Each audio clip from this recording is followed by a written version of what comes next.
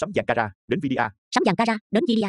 Đời trăm ngàn cay đắng, hỏi em có hay không?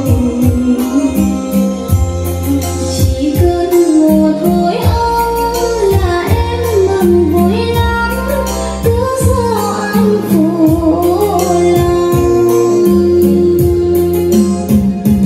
Ngày xưa anh còn nhớ nàng có thể bồng con ngóng trông.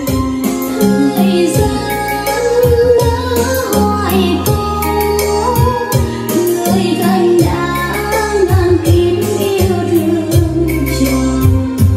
Ngày ấy anh nào thấy lòng chân thành của tình thế nên Tìm đâu trong tình yêu, đừng bên lâu để tìm sâu không sâu. anh mơ ước làm sao cho trọn mối duyên đầu đẹp lòng em yêu dấu.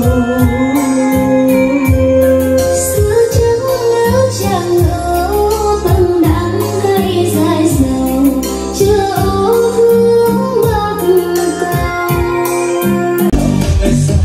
Đừng rời non phiền hỏi về cha nỗi đau lần dần trong biết tôi một mình một đêm đau.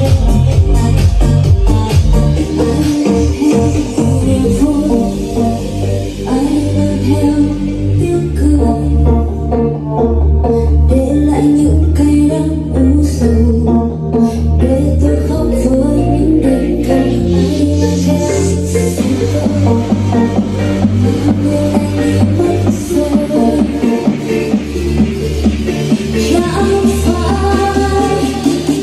Chẳng phải đâu là điều tình không sao, tình cứ dần qua lâu.